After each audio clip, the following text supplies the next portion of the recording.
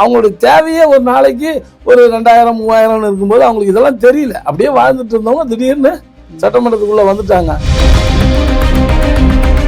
இல்லை சார், நீங்கள் விருப்பப்பட்டு தான் தாவேக்கால இணைந்தீங்களே, ஒரு நிர்பந்தம் அவங்களுக்கு? நிர்பந்தம்.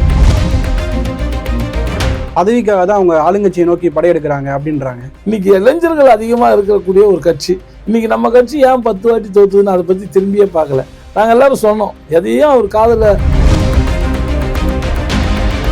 ஆனால் இப்போ நீங்கள் சொல்கிற தலைவர்கள் எல்லாமே அப்போ மறுத்தாங்க, இல்லை நான் அப்படி எதுவும் பேசுகிறேன். ஆனால் இப்போ பேசுகிறாங்க, ஒரு தோல்விக்கு பிறகு தான் அதை பேசுகிறாங்களா? இல்லை இல்லை, இப்போ தான் தைரியம் கிடைக்குது அப்படின்னு இல்லை.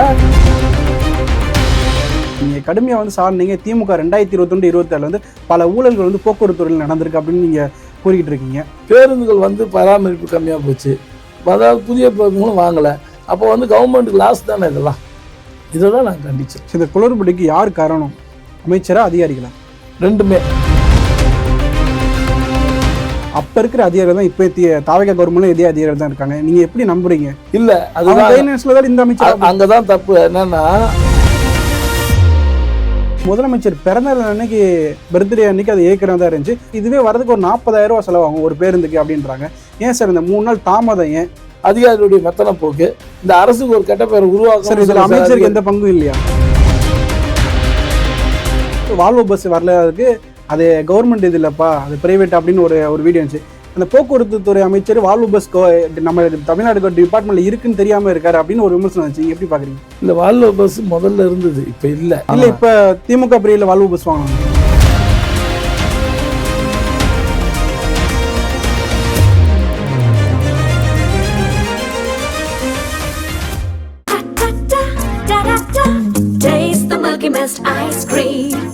Milky Mist ice creams.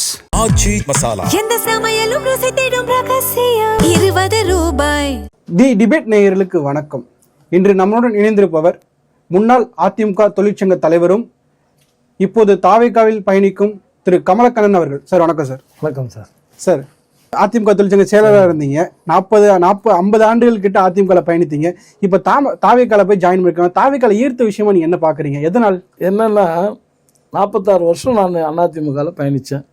ஒரு 22 வருஷம் நான் வந்து ஸ்டேட் செக்ரட்டரியாக பொறுப்பில் இருக்கேன். அம்மா அப்பா இருந்திருக்கேன், தலைவர் கூட பிரயாணம் பண்ணோம். இன்றைக்கி வந்து நாங்கள் வெளியில் அனுப்பப்பட்டோம், நாங்களாக போகலை. நம்மளுடைய பொதுச் செயலாளராக இருக்கக்கூடிய எடப்பாடியார் வந்து எங்களெல்லாம் சில பேரை அனுப்பணும்னு முடிவெடுத்து அனுப்பிட்டார். அப்போ எங்களுக்கு வந்து திமுகவை எதிர்த்து உருவானது தான் அதிமுக. அப்போ திமுக கூட நாங்கள் போகிறதுக்கு வாய்ப்பு இல்லை. அடுத்தது வந்து இன்றைக்கி வந்து தளபதி அவர்கள் வந்து தமிழகத்தில் ஒரு புரட்சி, விசில் புரட்சி அந்த மாதிரி எடுத்து வந்து இன்றைக்கி பண்ணியிருக்காரு. அவருடைய அந்த செயல்பாடுகள் பிடிச்சது மட்டும் இல்லாமல் இன்றைக்கி வந்து யங்ஸ்டர்கள் நிறைய வந்து அதிமுகவில் இருந்தவங்க எல்லாமே வெளியே போனதுக்கு காரணம் சில தவறான முடிவுகளால எல்லாருமே வெளியே வந்துட்டாங்க. அப்போது அடுத்த கட்டத்துக்கு எங்களுக்கு வந்து திமுகவை தவிர்த்து தான் நம்ம வந்து வெளியே இருக்கணும். அப்போ நாங்கள் அதிமுகவிலேருந்து வெளியே வந்தாங்க. அத்தனை பேருமே இன்றைக்கி டிவிக்கு நோக்கி பயணிக்கிறாங்க. இதுதான் மெயின். ரெண்டாவது வந்து ஒரு மரியாதை. இன்றைக்கி வந்திருக்கிற எங்களை போன சீனியர்கள்லாம் அங்கே வந்து நல்ல மரியாதை கொடுத்து நல்ல மாதிரி எங்களை வந்து வழி நடத்துகிறாங்க. அதை வந்து வரவேற்கிறோம். அதில் ஒன்றும் மாற்றுக்கிறது இல்லை. இன்றைக்கி வந்து எதிர்காலம் என்பது இனி வருங்காலத்தில் டிவிகே என்பது ஒரு 15 வருஷம் வரைக்கும் இன்றைக்கி ஒரு 2-3 ட்ரிப்பு எலெக்ஷனில் வின் பண்ணக்கூடிய சக்தி அந்த அந்த அந்த தம்பிமார்களுக்கும் இருக்குது, தலைவர்களுக்கும் இருக்குது. இல்லை சார், நீங்கள் விருப்பப்பட்டு தான் தாவேக்கால இணைந்தீங்களே, ஒரு நிர்பந்தமா உங்களுக்கு? நிர்பந்தம். எங்களுக்கு வந்து என்ன நிர்பந்தம்னா, நான் வந்து கடலூர் மேற்கு மாவட்டத்தினுடைய பொறுப்பாளராக பணியாற்றினேன். அந்த பணியாற்றினது மட்டும் இல்லாமல் நான் வந்து எம்எல்ஏ கூட இப்போ ஜெயிக்க வச்சு அவரை கொண்டு வந்தோம் நம்ம நெய்வேலியிலேருந்து. அந்தளவுக்கு எனக்கு ஒர்க்கு கொடுத்த வேலையை நான் சிறப்பாக செய்தேன். இந்த முறை என்ன ஆயிடுச்சுனாக்கா, நாங்கள் அந்த 25 எம்எல்ஏக்கள் வந்து தாவேக்காவுக்கு ஆதரவு கொடுக்கணும்னு சொல்லி போகும்போது இது எதனால் ஏற்பட்டதுன்னு சொன்னால், பாண்டிச்சேரியில் 46 எம்எல்ஏ இருந்தாங்க, எக்ஸப்ட் வந்து பொதுச் செயலாளர் அவர் ஒரு எம்எல்ஏ. 46 பேர் அங்கே போய் தங்க சொல்லிட்டு இவர் போய் பேசுகிறாரு. அதில் என்ன பேசியிருக்காரு அப்படின்னு சொன்னால், அங்கே இருக்கிறவங்க எல்லாம் சொன்னதுக்கு நெருக்கமாக இருந்து எல்லாம் பேசுனது. நான் எம்எல்ஏ இல்லை, பட் உள்ளே நடந்தது எல்லாருமே வெளியே வந்து டிஸ்கஸ் பண்ண அந்த 25 பேரும் வந்து ஒரு வாரமாக டெய்லி டிஸ்கஸ் பண்ணதில் நமக்கு வந்து ஆட்சி அமைக்கணும், நான் முதலமைச்சராக வர்றதுக்கு முழு சப்போர்ட் வந்து திமுக பண்ணுது, அதனால் நம்ம திமுக வந்து நம்ம சப்போர்ட் பண்ணுறதுனால நம்ம முதலமைச்சராக நான் வரப்போகிறேன், உங்களெல்லாம் மந்திரிலாம் தரேன் போகிறேன்னு சொன்னதை சில பேர் வந்து ஏற்றுக்கிட்டாங்க. காரணம் என்ன, நம்ம மந்திரியாக எல்லாம் போகலான்னு கூட நினச்சிருக்கலாம். ஆனால் அதிமுகன்ற ஒரு உண்மையான தலைவருடைய தொண்டர்கள், அம்மாவுடைய தொண்டர்கள் இது ஏற்றுக்க முடியாது. ஏன்னா நம்ம ஆரம்பித்ததே அதிமுக திமுகவை எதிர்த்து தான் வந்தது. அது கூட நம்ம எப்படி கூட்டணி வைக்கிறது முடியாது.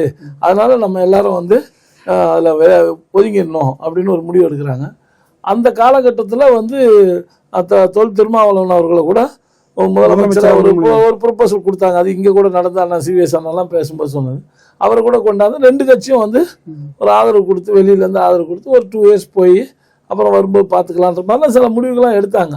ஆனால் என்னுடைய எண்ணம் என்ன இருந்தது, நான் எல்லாருக்கிட்டையும் பேசுனது என்னன்னா, அவங்க கேட்டப்போ அந்த 25 பேர்கிட்ட இல்லை நம்ம கட்சி வந்து ஏதோ நம்மளை வந்து மக்கள் வந்து முதலமைச்சர் ஆக்குவாங்கன்னு எதிர்பார்த்தாரு. அண்ணன் 200 சீட்டு ஜெயிப்போன்னுலாம் பிரச்சாரத்தில் சொன்னார். மக்கள் ஏற்றுக்கல.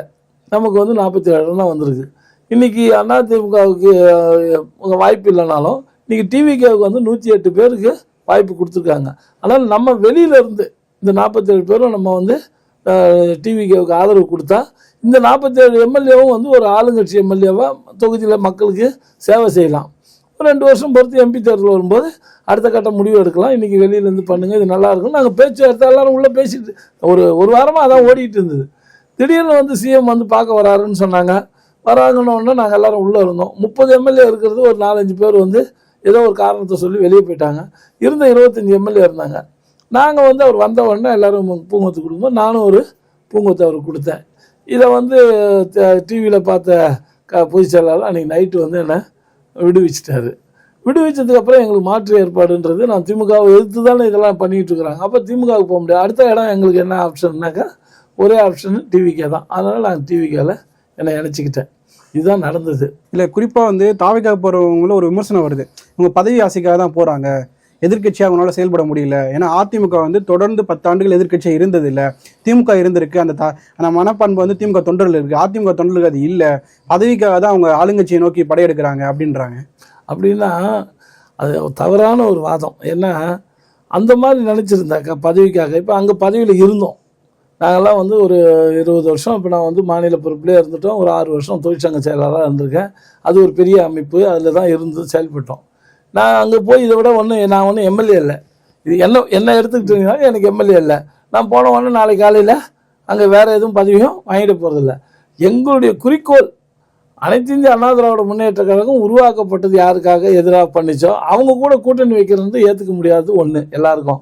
2வது வந்து போகிறவங்க அத்தனை பேருக்கு பதவியும் கொடுக்க முடியாது. அவங்க டிவிகேல இன்றைக்கி இளைஞர்கள் அதிகமாக இருக்கக்கூடிய ஒரு கட்சி. இன்றைக்கி நம்ம கட்சி ஏன் 10 வாட்டி தோற்றுதுன்னு அதை பற்றி திரும்பியே பார்க்கல. நாங்கள் எல்லோரும் சொன்னோம். எதையும் அவர் காதில் ஏதோ ஒரு காரணம் அவர் வந்து நம்மளை அதை வந்து போஸ்ட்மேன் பண்ணார். நம்ம வந்து எம்பி தேர்தலில் தோற்றப்போ 7 தொகுதியில் வந்து டெபாசிட் போச்சு. உடனே நம்ம கூடி பேசி ஒரு 4-5 பேரில் யார் காரணம், எங்கே சரியாக வேலை நடக்கலைன்னு சொல்லி நடவடிக்கைலாம் எடுத்திருந்தா கட்சி ஒரு உயிர் பெற்று 26 தேர்தலில் இன்னும் கொஞ்சம் நல்லா இருந்திருக்கும்.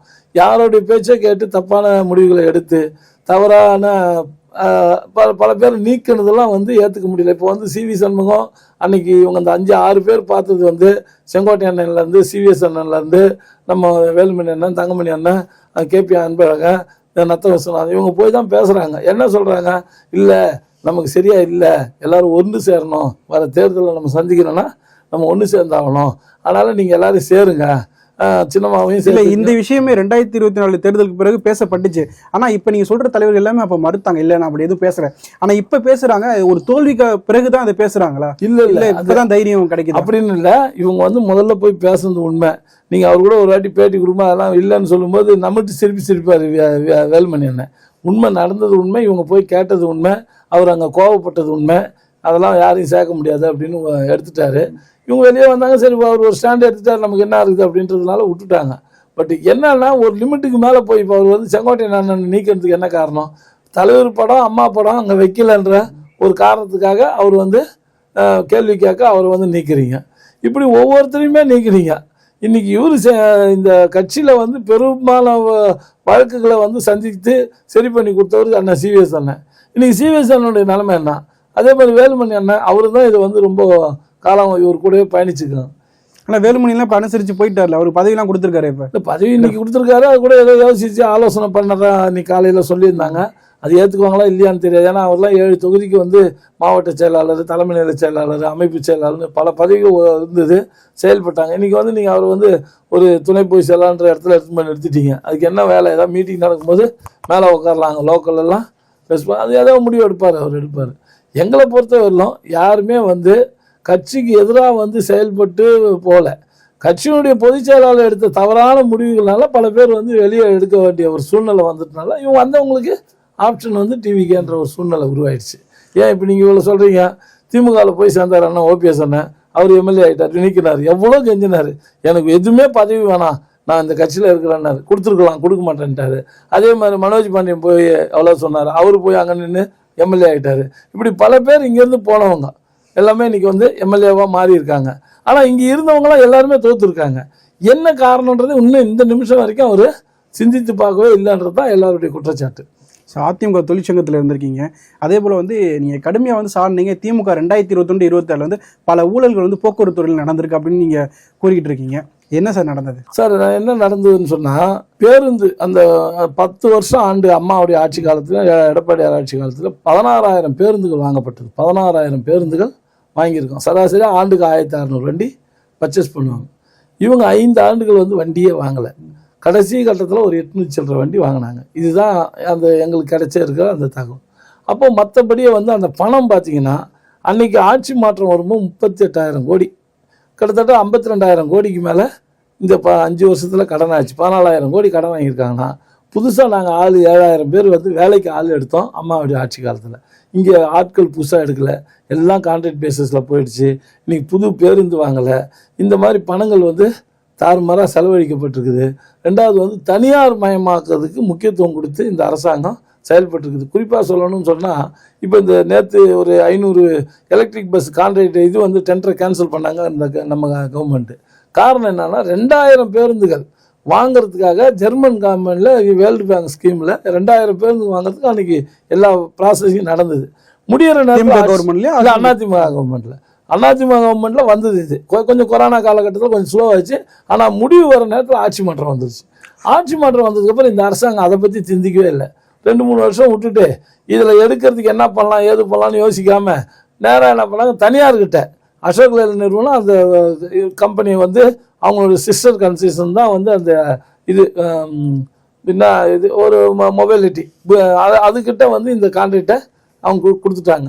இன்றைக்கி 600 வண்டி அவங்க எடுத்தாந்து ஓட்டுறாங்கன்னா, ஒரு கிலோமீட்டருக்கு 78 ரூபா 81 பைசா கான்ட்ராக்ட் ரேட்டு. 78 ரூபா 81 பைசா ஒரு கிலோமீட்டருக்கு. ஒரு நாளைக்கு 200 கிலோமீட்டர்னா கிட்டத்தட்ட ஒரு 16,000 ரூபாய் உங்களுக்கு வந்து வாடகை வருது பர் டே. ஆனால் அந்த வண்டியோட கலெக்ஷனே 7,000 வந்து 11,000 ரூபா தான். ஹைவேல அந்த ரோட்டில் ஃபுல்லாக போனாலே வசூல் ஆகுது. அப்போ பர் டே ஒரு வண்டிக்கு ஒரு 3,000 5,000 ரூபா வரைக்கும் எக்ஸஸாக இவங்க பே பண்ண வேண்டிய கண்டிஷன் இருக்குது. இதை வந்து நம்ம வந்து தவிர்த்துருக்கலாம். நாங்களாம் என்ன சொல்கிறோன்னா, இது பப்ளிக் சர்வீஸ் மைண்டு உள்ள ஒரு இது பொதுத்துறை நிறுவனம், பப்ளிக்காக உழைக்கக்கூடிய ஒரு நிறுவனம். இதில் போய் நம்ம வந்து லாபம் பார்க்க முடியாது, பட் செலவினங்களை குறைக்கலாம். நான்லாம் சொல்லி இங்கே சென்னையில் மட்டும் ஒரு ஐஏஎஸ் ஆஃபீஸரை எம்டியாக போட்டாங்க. மிச்சம் 7 கோட்டம், மொத்தம் 8 கோட்டம்.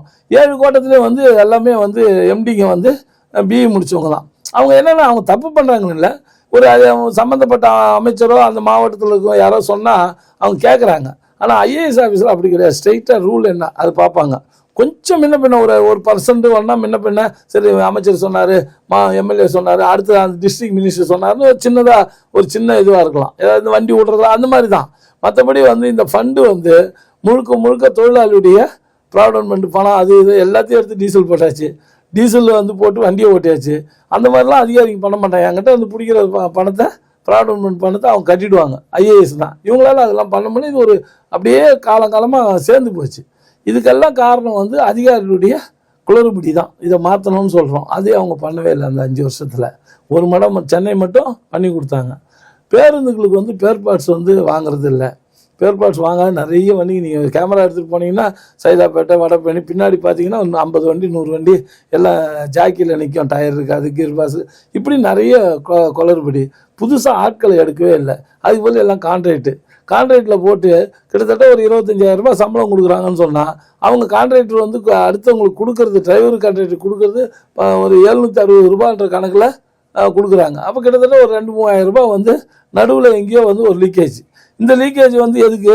நேரடியாக நீங்களே வந்து ஆள் எடுக்கலாமே, கான்ட்ராக்ட் பேசிஸில் ஆள் எடுத்து நேரடியாக சம்பளம் கொடுத்து அப்போ பண்ணும்போது நமக்கு என்னன்னா அவங்ககிட்ட ஒரு ரெஸ்பான்சிபிலிட்டி இருக்கும். இப்போ இந்த கான்ட்ராக்ட் டிரைவருங்கிட்ட எந்த ரெஸ்பான்சிபிலிட்டியும் கிடையாது. ஏன்னா ஒரு கம்பெனி 50 டிரைவர் அனுப்பிச்சிருப்பாரு, இதில் வந்து இவர் இங்கே ஒரு ஆக்சிடென்ட் பண்ணிடுறாரு, உடனே என்ன பண்ணுவாங்க, இவங்க இந்த கம்பெனி கூப்பிட்டு அவன் டிரைவர் ஆக்சிடென்ட் பண்ணிட்டான் கேஸை போட்டு அவர் அதோட முடிச்சுடுவாங்க. ஆனால் அதே டிரைவர் வேற ஒரு டெப்போவில் போய் அதே கம்பெனிக்கு பஸ் ஓட்டுவார். இங்கே அப்படி கிடையாது. கவர்மெண்ட் டிரைவருக்கு அந்த மாதிரி பண்ண முடியாது.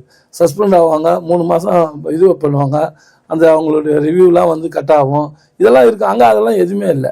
அப்போ என்ன ஆகும், லாஸ்ட் வந்து பப்ளிக்கு வந்து கிடைக்க வேண்டிய சர்வீஸும் கிடையாது, அவங்க உயிருக்கு வந்து உத்தரவாதம் கிடையாது, கவர்மெண்ட்டுக்கும் லாஸ்ட் வந்து பணம் அதிகமாக கொடுத்து ஆட்கள் எடுக்க வேண்டிய ஒரு சூழ்நிலை வருது. இதையெல்லாம் தான் நாங்கள் கண்டித்தோம். இதெல்லாம் தான் நடந்த அதில் பெரிய குளறுபடிகள். பேருந்துகள் வந்து பராமரிப்பு கம்மியாக போச்சு, அதாவது புதிய பேருந்துகளும் வாங்கலை, இருந்ததும் கான்ட்ராக்டில் விட்றாங்க. இப்போ இந்த கான்ட்ராக்டில் விட்ட மின்சார பேருந்து வந்து பேருந்து தனியார் எடுது, பேருந்து ஓட்டுற டிரைவரும் கண்ட்ராக்டரும் தனியார், இடம் மட்டும்தான் நம்மளுக்கு அங்கே இருக்க வாட்ச்மேன் கூட அவங்க ஆளை போடுறாங்க. அப்போ அதில் என்ன பிரயோஜனம் இருக்குது? அப்போ வந்து கவர்மெண்ட்டுக்கு லாஸ் தானே இதெல்லாம். இதை தான் நாங்கள் கண்டித்தோம். இந்த குளறுபடிக்கு யார் காரணம், அமைச்சரா அதிகாரிகளா? ரெண்டுமே. ஏன்னா அமைச்சர் சொல்கிறது தான் அதிகாரி செய்வாங்க. அமைச்சருக்கு இந்த அதிகாரிகள் எடுத்து சொல்லியிருக்கணும், சார் இது மாதிரி பண்ணக்கூடாது சார், இப்படி பண்ணலாம் சார், இப்படி பண்ணால் நமக்கு லாஸ் வரும் சார், இல்லை லாஸ் வராது சார், எதையாவது வந்து அமைச்சருக்கு சொல்லணும். அமைச்சருன்றவங்க வந்து ஒரு சட்டமன்ற உறுப்பினர் இருந்து வராங்க. சில பேருக்கு அந்த போக்குவரத்துல அனுபவம் இருக்கும், சில பேருக்கு அனுபவம் இருக்காது. இப்போ நாங்களே சொன்னோம், நிறைய மீட்டிங்கில் ஸ்டாண்டிங் கமிட்டி மீட்டிங்லலாம் சொல்லுவோம். என்ன சொல்லுவோம்னா, காலையில் 4 மணிக்கு பார்த்தீங்கன்னா பேருந்துகள் வந்து காலியாக போகும். அந்த 3:30 மணி ஃபஸ்ட்டு ட்ரிப் எடுக்கும்போது வண்டிக்கு 4 பேர் 5 பேர் உட்காந்து போவாங்க. சில ரூட்டில் மட்டும்தான் இந்த கோயம்பேடு போகிற பேருந்து தான் 4 மணிக்கு ஒரு 40 பேர் 30 பேர் இந்த மார்க்கெட்டில் சரக்கு வாங்க காய்கறி வாங்க போகிறவங்களாம் இருப்பாங்க. மற்ற வண்டிங்கெலாம் காலியாக இருக்கும். இந்த போகிறதுனால நமக்கு தேய்மானம், டீசல் வந்து 5 கிலோமீட்டர் தான் போவோம், டிரைவர் கண்ட்ராக்ட் சம்பளம் எல்லாம் இருக்குது, டயர் விலை 60,000 ரூபா வருது. நம்ம என்ன பண்ணலாம், இதுக்கு மினி பஸ் ஆப்ரேட் பண்ணுங்க. காலையில் 4லேருந்து 7 வரலும் மினி பஸ், 7 மணிலேருந்து ஃப்ரீ, பசங்களுக்கு ஸ்கூலுக்கு ஃப்ரீ, 9 வரலும் ஓட்டலாம் 2 ஹவர். அப்போ உங்களுக்கு வந்து என்னென்னா டீசல் 8 கிலோமீட்டர் போவோம், கண்ட்ராக்டர் தேவையில்லை, ஏன்னா மினி பஸ்ஸுக்கு கண்ட்ராக்டர் தேவையில்லை, ஒரு டிரைவரே அந்த வேலையை பார்த்துப்பார். அப்போது தேய்மானமும் கம்மி, டயர் விலை 22,000 ரூபா ஜோடி, அங்கே வந்து 60,000 ரூபா வாங்க வேண்டியதில்லை. இதையெல்லாம் சொல்கிறோம், இதையெல்லாம் நடைமுறைப்படுத்தலை. நடைமுறைப்படுத்தியிருந்தால், செலவினங்களை குறைச்சிருந்தா வந்து ஓரளவுக்கு இந்த டிரான்ஸ்போர்ட்டை நடத்தலாம். இல்லைன்னா ரொம்ப கஷ்டன்றது நாங்கள் அப்பப்போ வலியுறுத்தணும், செய்யலை. இன்றைக்கி வந்திருக்கிற அரசாங்கத்தினுடைய கவனத்துக்கு கொண்டு போயிருக்கோம். மாண்புமிகு போக்குவரத்து அமைச்சர் அவர்கள் சேலம் மாவட்டத்தை சார்ந்தவர், நல்லா சிறப்பான முறையில் உள்வாங்கி நிறைய நடவடிக்கைகளை இப்போது சீர்திருத்தின்னு இருக்காங்க. இன்னும் 40 நாள் தான் ஆயிருக்கு. அடுத்து பட்ஜெட்டில் நிறைய அறிவிப்புகளை எதிர்பார்க்குறோம். அது மாதிரி வரும்போது நிச்சயமாக ஒரு மாற்றம் வரும். இந்த 500 எலக்ட்ரிக் வண்டி நேற்று வந்து அந்த டெண்டர் கேன்சல் பண்ணதுக்கு காரணம், ஓடிட்டு இருக்கிற வண்டி வந்து இப்போ ஒரு 100 ரூபா உள்ள ஒரு பொருள் அவங்க வந்து ஓட்டிகிட்டு இருக்காங்க. வண்டி ஒரு 1 கோடி ரூபா பஸ்ஸுன்னு வச்சுங்களேன், அந்த வண்டி ஓடுது. ஆனால் நம்ம வாங்குற பஸ்ஸுக்கு 1.25 கோடினா எப்படி? அப்போ அந்த வண்டியோட இன்வாய்ஸ் 1 கோடி இருக்கும்போது இந்த வண்டிக்கு 1 கோடி தானே வரணும். இது ஏன் அதிகமாகுது? அப்போ எங்கே இது தப்புன்னு தான் இந்த மொத்த கான்ட்ராக்ட்டுமே கேன்சல் பண்ணியிருக்குது இப்போ 2 நாளைக்கு முன்னாடி. அதனால் தமிழக அரசு தளபதி விஜய் அவர்கள் தலைமையில் இருக்கக்கூடிய மாண்புமிகு முதலமைச்சர் அவர்கள் வந்து அவர் ஒரு பெரிய நல்ல ஒரு ஸ்பீக்கில் இருந்த ஒரு நடிகர், கிட்டத்தட்ட வருஷம் 200 கோடி சம்பளம் வாங்குறது, அதை விட்டுட்டு வந்து மக்களுக்காக சேவை செய்யணும்னு வந்திருக்காரு. எல்லாத்துலேயும் லஞ்சத்தை நீக்கணும், இந்த பார்ட்டி ஃபண்டு தேவையில்லை, இதெல்லாம் சொல்லியிருக்காங்க, செயல்முறைக்கு கொண்டு வந்திருக்காங்க. இது வந்து ஒரு நல்ல எதிர்காலத்தில் இந்த போக்குவரத்து துறை பொதுமக்களுக்கு சேவை துறையாக இருக்குன்றதுல மாற்றம் இருக்காது. இதையெல்லாம் சரி பண்ணுவாங்கன்னு நம்புகிறோம். சரி, இந்த கவர்மெண்ட் வந்ததுக்கப்புறம் தான் மின்சாரத்துறையில் வெள்ளரிக்கை வெளியிட்டாங்க. அது புதுசாக இருந்துச்சு, மின்சாரத்துறை இதுவரை வெள்ளரிக்கை விட்டதில்லை. அதேமாதிரி போக்குவரத்து துறையில் வெள்ளரிக்கைங்க கண்டிப்பாக நாங்களும் அமைச்சரும் வந்து அதுக்கான முயற்சிகள் எடுத்திருக்காரு. மிக விரைவில் வந்து அதுக்கான பணிகளை அவர் துவக்கி எங்கே ஆரம்பிச்சது, எங்கே எப்படி லீக் ஆகிருக்குதுன்றதெல்லாம் எடுக்கணும். இப்போ மின்சாரத்துறையில் எடுத்தது போல் இது போக்குவரத்து துறைக்கும் கண்டிப்பாக எடுப்பாங்க. நிச்சயமாக வெள்ளை அறிக்கை கொடுப்பாங்க. ஒவ்வொரு துறைக்குமே மாண்புமிகு முதலமைச்சர் வந்து தினம் 32 துறை இருக்குன்னா தினம் ஒரு அமைச்சரை வச்சுக்கிட்டு என்ன நடந்தது என்ன போகுதுன்றதை டெய்லி நீங்கள் பார்க்குறீங்க. காலையில் 10 மணிக்கு வந்தாருன்னா சாயங்காலம் 5 மணி வரலாம் உட்காந்துருந்து அதை எல்லாம் தூக்கி பண்ணியிருக்காரு. வர இதுவில் வந்து அறிவிப்புகள் வர்றதுக்கு நிறைய இருக்கும். பட்ஜெட் கூட்டத்தில் நிறைய அறிவிப்பாங்க, நிறைய மாற்றங்கள் இருக்கும். இது எல்லாம் லீக்கேஜ் எல்லாம் சரி பண்ணாலே ஓரளவுக்கு நம்ம வந்து இந்த டிரான்ஸ்போர்ட்டை சேவைத்துறையாக நடத்தலாம். ஆல்டர்னேட் நிறைய பண்ணுவாங்க. அப்போ இருக்கிற அதிகாரிகள் தான் இப்போ தாவக கவர்மெண்ட்டும் இதே அதிகாரிகள் தான் இருக்காங்க. நீங்கள் எப்படி நம்புறீங்க? நீங்கள் ஊழல் குற்றச்சாட்டு சுமத்துனீங்க, அதிகாரிகள் சரியில்லை அப்படின்னு சொல்லிட்டு இது அதே அதிகாரிகள் தான் இங்கேயும் இருக்காங்க. இல்லை சார், இப்போ அதிகாரிகள் இருந்தாலும் அன்னைக்கு நடவடிக்கைகள் இல்லை. நான் ஒரு தவறு நீங்க குறிப்பிடும் போது கூட அமைச்சரை காட்டிலும் அதிகாரிகள் தான் அதிகமா தெரியும், போக்குவரத்துறை ஐஏஎஸ் தெரியும். அதே மாதிரி இந்த இப்ப இருக்கிற அதிகாரிகள் இந்த அமைச்சரை ஆப்ரேட் பண்ணுவாங்க. இல்ல அதுதான் இந்த அமைச்சர் அங்கதான் தப்பு. என்னன்னா இன்னைக்கு இப்ப நான் சொன்ன ஒரு செகண்டுக்கு முன்னாடி சொன்னேன், முதலமைச்சர் வந்து ஒவ்வொரு துறையா நேரடியா பாக்குறாரு, உட்கார்ந்து பாக்குறாரு எங்க என்ன நடந்திருக்குன்றத. அமைச்சர்களை கூப்பிட்டு சொல்றாரு. அமைச்சர்களும் சுறுசுறுப்பா இன்னைக்கு வேலை செய்யறாங்க. அன்னைக்கு இருந்த அமைச்சர்கள் வந்து அதிகாரிகள் என்ன சொல்றாங்களோ அதை வந்து உள்வாங்கினாங்களே ஒழிய களத்துல இறங்கி பார்க்கல. இப்போ நீங்க பாத்தீங்கன்னா அன்னைக்கு பத்திரப்பதிவு நேற்று வந்து அமைச்சர் வந்து நேரடியா போய் ரிஜிஸ்டர் இதுல போய் நிக்கிறாரு. இந்த நம்ம மைன்ஸ் அமைச்சர் வந்து ஒவ்வொரு இடமும் போய் செக் பண்றாரு. இது அறநிலையத்துறை அமைச்சர் கோயிலுக்கு மாறுவேதத்துல போய் அங்க நடக்கிற ஊழலை வெளிக்கொண்டு வர்றாரு. இதையெல்லாம் பண்ணக்கூடிய அளவுக்கு எல்லாமே வந்து அதாவது என்ன சொல்றது 24/7 நம்ம சொல்ற மாதிரி வேலை செய்யறாங்க. எந்த நேரமும் செய்யறாங்க. ஒரு நைட்டு 10 மணி 11 மணி நான் இதுல அந்த இதுல வந்து இத்தனை வருஷம் சர்வீஸ்ல 5 மணி 6 மணிக்கு மேல நீங்க வந்து செக்ரட்டரியேட் போனீங்கன்னா ஒரு அமைச்சரும் பார்க்க முடியும். அதிமுக காலகட்டத்தில் நீங்க அப்படி பார்த்தது இல்லையா? இல்ல அதே காலம் தான். ஏமா அதே தான். எந்த இதுலயுமே இல்ல. 6 மணிக்கு 5:30 மணி 6 மணிக்கு எல்லாம் எந்த மினிஸ்டர் இருக்க மாட்டாங்க. அவங்க வந்தது இல்ல. அதுல வருவாங்க, காலையில வருவாங்க, பார்ப்பாங்க, 5-6 மணிக்கு மேல போயிடுவாங்க. அவங்களுக்கு வேற வேலை, ஏதாவது மீட்டிங் போயிருப்பாங்க, அதெல்லாம் இருக்கும். பட் அங்க அந்த இதுல வந்து செக்ரட்டரியேட்ல இருக்குல்ல. ஆனா இப்ப அண்ணா வந்து பொதுச் செயலாளராக இருக்கக்கூடிய மாண்புமிகு அமைச்சர் அவர்கள் நைட்டு 12 மணி வரலும் பப்ளிக்கை பாக்குறாரு. நைட்ல ஒவ்வொரு துறையில அங்க போனோம்னா 4-5 ஆபீஸ்ல நைட் வரலும் இருக்காங்க. என்னப்பா பண்றீங்கன்னா, இல்லை பப்ளிக் வெளியூர்ல இருந்து வந்துட்டாங்க, பார்க்காத அனுப்ப முடியாதுன்னு சொல்லி அவங்கள பார்த்து அவங்களுடைய கோரிக்கையை கேட்கறாங்க. இதெல்லாம் வந்து ஒரு புதுமையா இருக்கு. முதல்ல வந்து எப்படின்னா காலையில வருவாங்க அமைச்சருங்க, அம்மா வந்து காலையில 9:30 மணிக்கு வந்துட்டாங்கன்னா 2 மணி வரலாம், 2-2:30 வரலாம் அம்மா கோட்டையில் இருப்பாங்க. ஒரு அமைச்சரும் அந்த இடத்த விட்டு அவர் மட்டும் எல்லாம் இருப்பாங்க. அம்மா போனதுக்கு அப்புறம் கொஞ்சம் பப்ளிக்லாம் பார்த்துட்டு 4 மணி 5 மணின்னு வெளியில போவாங்க. அப்புறம் கார்டனுக்கு போற வேலை நிறைய வேலைகள் வச்சிருந்தாங்க. இங்க அப்படி கிடையாது. இங்க வந்து ஃபுல் டைம் உட்காடுறாங்க அமைச்சருங்க, பார்க்குறாங்க. அது ஒரு பெரிய ஒரு மாறுதல் ஏற்படுத்தக்கூடியது. 10 பேரை பார்க்குறது நீ 100 பேரை பார்க்குறாங்கல்ல, குறைகளை கேட்குறாங்கல்ல, அதுக்கு ஒரு ரெமெடி பண்ணணும்னு நினைக்கிறாங்கல்ல, இதே ஒரு மாற்றம் தானே சார். சமீபத்தில் வந்து தமிழக அரசு வந்து 300 பேருந்துகளை வந்து இயக்கியிருக்காங்க. அதுவும் முதலமைச்சர் பிறந்தநாள் அன்னைக்கு, பர்த்டே அன்னைக்கு அது இயக்கிறதா இருந்துச்சு. 3 நாள் டிலே ஆகி நேற்று அந்த பேருந்துகளை அர்ப்பணிச்சிருக்காங்க. இது ஒவ்வொரு ஊர்லேருந்து வந்திருக்கு. இதுவே வரதுக்கு ஒரு 40,000 ரூபா செலவாகும் ஒரு பேருந்துக்கு அப்படின்றாங்க. ஏன் சார் இந்த 3 நாள் தாமதம்? ஏன் இதை அப்போ அங்கேயே இயக்கிருக்கலாம்ல சார்? இல்லை அந்த மாவட்டங்களில் இல்லை பண்ணியிருக்கலாம். இவங்க வந்து முதலமைச்சர் என்ன சொல்லி எப்படி சொல்லியிருக்காங்கன்னா அவருக்கு என்ன சொன்னாங்கன்னு தெரியாது. பட் வந்து அதிகாரிகள் வந்து என்னென்னா முதல் வந்து 300 பேர் வந்து இயக்கணும்னு சொன்ன உடனே நாளைக்கு இருக்குமோ நாளில் இருக்குமோ அவங்களே அட்வான்ஸாக நமக்கு வந்து ஒரு 2 நாளைக்கு முன்னாடி நம்ம எதுக்கு வண்டி வழியில் லாங்கில் போகணும், திருநெல்வேலியிலேருந்து வரணும், வழியில் ஏதாவது ஒரு பிரச்சனைனா வண்டி போகலன்னா தப்பாக போயிடுமேன்ட்டு அதிகாரிகளே அட்வான்ஸாக வந்து அனுப்பிச்சிட்டாங்க. வண்டி அனுப்புனதுல தப்பு கிடையாது. ஆனால் வந்து ஓட்டிகிட்டு வந்த டிரைவர் கண்ட்ராக்டருக்கு முறையான அவங்களுக்கு உண்டான தங்குறதுக்கான வசதியோ அதுக்கு உண்டான ஏற்பாடுகளோ அவங்க ஃபுட்டுக்கோ அதெல்லாம் எதுவுமே பண்ணாத இங்கே வந்து கேர்லெஸ்ஸாக இருந்தது அதிகாரிகளுடைய மெத்தன போக்கு. இந்த அரசுக்கு ஒரு கெட்ட பேர் உருவாக்க அமைச்சருக்கு எந்த பங்கும் இல்லையா? அமைச்சர் எப்படிங்க அண்ணன் அமைச்சர் போன் பண்றாரு, அங்கங்க எம்டிஸ் இருக்காங்க, உங்கள்கிட்ட இதுல இருந்து எவ்வளவு வண்டி ரெடியா இருக்குது, 60 வண்டி இருக்கு, சென்னைக்கு அனுப்புங்க, நாளைக்கோ நாளன்னைக்கோ சிஎம் வந்து அதை இறக்கி வைப்பாரு அப்படின்னு சொன்னா அதை வந்து கால்குலேட் பண்ணி எப்போ என்னன்றதை அதிகாரிகள் தான் பண்ண முடியும். இதை போன்ல இவர் சொல்றாரு, அந்த தகவல் அவங்களுக்கு போகுது. அதிகாரிகள் அதை மெயின்டைன் பண்ணி எடுத்துட்டு வந்து இவங்களை இங்க எடுத்து அந்த வண்டி நிறுத்திருந்தா வேற கலாம்பாக்கம் மாதிரி இடத்துல நிறுத்தி எல்லா வண்டியும் அந்த டிரைவருங்கெல்லாம் தங்கறதுக்கு அங்கே வசதிலாம் ஏற்படுத்தி கொடுத்து பண்ணணும். எல்லாரும் ரோட்லையும் வீட்லையும் நின்று அவங்க தரையில் படுத்து பிறந்ததெல்லாம் பார்க்கும்போது காற்று வசதி இல்லை, தண்ணி வசதி இல்லை, டாய்லெட் வசதி இல்லை. இது யாருடைய குளறுபடி? அமைச்சர் வந்து இதுக்கு ஒன்றுக்கும் வர முடியாது. அமைச்சர் சொல்றார் 300 வண்டியை வந்து முதலமைச்சர் துவக்கி வைக்கிறார். உங்ககிட்ட இருக்கிற வண்டிகளை எடுத்தாங்கன்னா இவ்வளவு பண்ணவங்க அந்த டிரைவர் கண்ட்ராக்ட் தங்கறதுக்கு எத்தனை லட்சம் ரூபாய் ஆயிட போகுது? ஒரு 500-1000 ரூபாய் வாடகையில் நீங்க ரூம் தங்கிக்கப்பா, கொஞ்சம் நல்லா இருக்கும், வண்டி நாளைக்கு தான் போக வேண்டியிருக்கோம், நாளைக்கு தான் நம்ம சென்னையிலிருந்து திரும்ப போகணுன்ற மாதிரி சொல்லியிருக்கலாம். உணவுக்கு கூட ஏற்பாடு பண்ணாத அதிகாரிகள் மெத்தன போக்கோட இருந்தது தவறு. வண்டி அமைச்சாங்களோ வழியா அதுக்கேற்ற ஏற்பாடுகளை பண்ணணும்ல. இங்க எல்லா வண்டியும் வந்துருச்சு, வந்த இடத்துல நிறுத்த இடம் இல்லை. இங்க இருக்கிற அதிகாரிகளுக்கு ஒவ்வொருத்தருக்கும் ஒவ்வொரு இது இருக்கு சார். இப்ப திருநெல்வேலி இந்த கவர்மெண்ட் மேல ஒரு பயம் ஒரு அச்சம் இல்லாம இருக்காங்களா அதிகாரிகளுக்கு? இல்ல, அச்சம் இருந்ததுனால தான் அட்வான்ஸா அனுப்புறாங்க. அதிகாரிகள் என்ன பயம், நாளைக்கு வண்டி போகலாம் நமக்கு பேரு கெட்டு போயிடும், நம்மள ஏதாவது நடவடிக்கை எடுத்துருவாங்க, அதனால நீ ஒரு நாள் முன்னாடியே கூட போயிடுப்பான்றாங்க. ஆனா ஓட்டிட்டு வந்த டிரைவர் கான்ட்ராக்ட் செய்ய வேண்டிய பணிகளை இந்த அதிகாரிகள் செய்யல. அதுல மெத்தனை போக்கு. டிரைவர் கான்ட்ராக்ட் எப்படி போனா எனக்கு வண்டி போய் சேர்ந்துருச்சா, ஒரு நாள் முன்னாடி போயிடுச்சா வண்டி போயிடுச்சு நிம்மதியாக இருக்கிறோம்பா அப்படின்னு நினைக்கிறாங்க ஒழிய ஓட்டிகிட்டு வந்த டிரைவர் கண்ட்ராக்டருக்கு நம்ம என்ன உதவிகள் செய்தோன்றதை நினச்சி பார்க்கணும். அந்த அதிகாரிக்கு பண்ணலை. இது முழுக்க முழுக்க அதிகாரியுடைய தவறு தானே ஒழிய மாண்புமிகு போக்குவரத்து அமைச்சருக்கு இதில் ஒன்றும் சொல்கிறாரு 30ஆம் தேதி வந்து அமைக்கிறோம், வண்டிகளை இயக்கணும், அதுக்கு ஏற்பாடு பண்ணுங்க, அவ்வளோதான் அவருடைய வேலை. ஒன்று வண்டி அனுப்பிச்சியா, டிரைவர் வந்தாரா, படுத்தாரா, சாப்பிட்டாரான்னு ஒன்று இவர் பார்க்க முடியாது.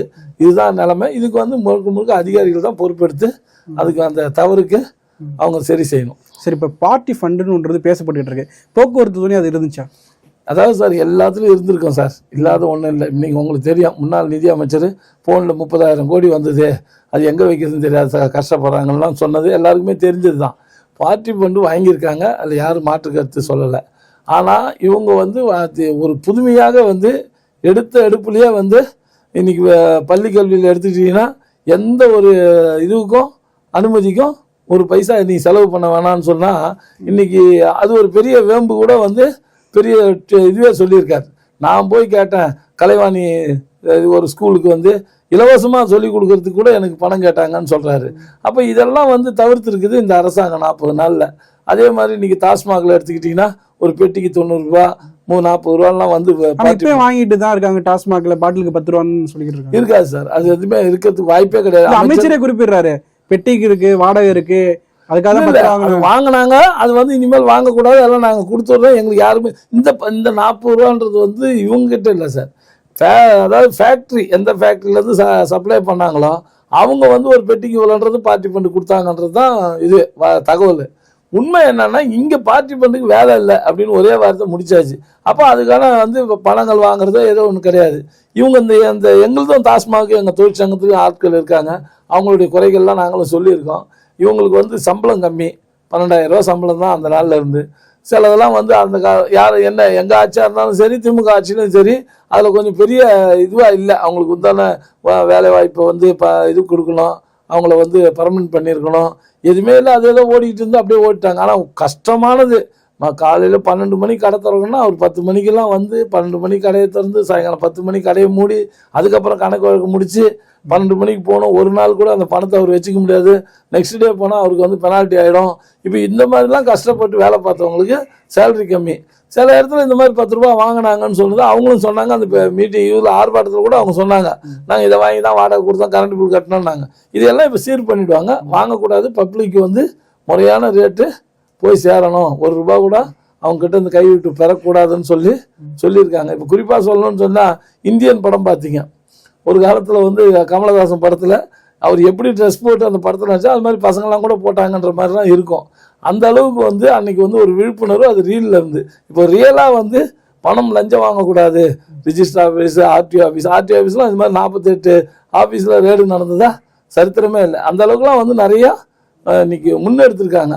இது வந்து இப்போ 40 நாளில் எடுக்கணும். இது நீங்கள் இது வேற யாராவது சொன்ன பரவாயில்ல சார். நீங்க அதிமுக 50 ஆண்டுகள் இருந்திருக்கீங்க, அப்படி அதிமுக நீங்க பார்த்ததே இல்லையா? இல்லை, எடுத்தோம். எப்படின்னா திரும்ப சொல்றது, இது வந்து கடந்த ஆட்சிக்கு நம்ம பேசிட்டு இருக்கிறோம். நீங்க திமுக ஆட்சி 2021 26 மட்டும் தான் கம்பேர் பண்ணல. இல்லை நான் அது மாதிரி சொல்லலை, நடந்திருக்கு.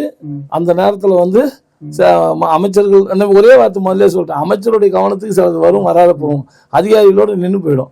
நடந்த தவறுகளை இன்னைக்கு திருத்துறாங்க. அது எந்த ஆட்சியில் நடந்திருந்தாலும் தவறு தான். தவறு இல்லாத வாழ்க்கையா கொண்டு வரணும், மக்களுக்கு வந்து சிறப்பான முறையில் அவங்க எந்த கஷ்டமும் படக்கூடாதுன்னு சொல்லி இந்த அரசாங்கம் புதுமையான சில திட்டங்களை அறிவிச்சிட்டு வராங்க. இது நடைமுறைக்கு வந்துடுச்சுன்னா எதிர்காலத்தில் இந்த மாதிரி பணத்துக்கு வேலை இல்லை அப்படின்னு வரும். அதுக்கு உதாரணமாக சொல்லணும்னு சொன்னால், ஒரு சிலர்லாம் என்கிட்ட என்னோட நண்பர்கள் சொன்னாங்க, மிகப்பெரிய தொகையை வந்து நான் செலவழித்து எம்எல்ஏல தோத்துட்டேன், என்ன ஒன்றுமே இல்லாத வந்து ஒரு 30,000 ரூபா கடைசி நாள் அந்த பூத்து காசு கொடுக்க முடியாதவங்களாம் இன்னைக்கு எம்எல்ஏ ஆகிட்டாங்க. அந்த அளவுக்கு சாதாரணமான நபர்கள் இன்னைக்கு சட்டமன்றத்துக்கு வந்திருக்காங்க. அவங்களுடைய தேவையே ஒரு நாளைக்கு ஒரு 2,000 3,000 இருக்கும்போது அவங்களுக்கு இதெல்லாம் தெரியல. அப்படியே வாழ்ந்துட்டு இருந்தவங்க திடீர்னு சட்டமன்றத்துக்குள்ளே வந்துட்டாங்க.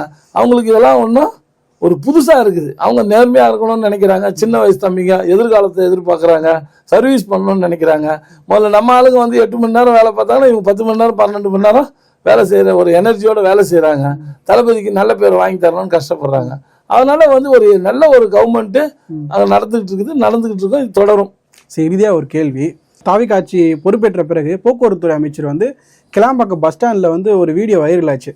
அதாவது வால்வோ பஸ் வரலாதுக்கு அது கவர்மெண்ட் இது இல்லைப்பா, அது பிரைவேட் அப்படின்னு ஒரு வீடியோ இருந்துச்சு.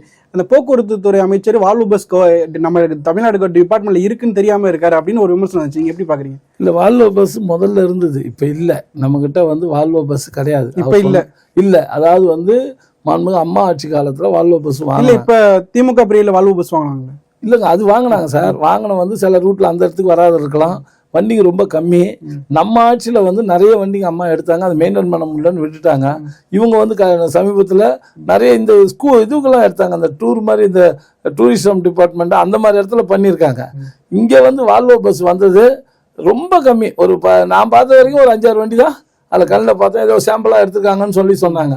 அந்த கேள்வி கேட்ட தம்பியோட நிலைமை அங்கே என்னன்னு தெரியாது.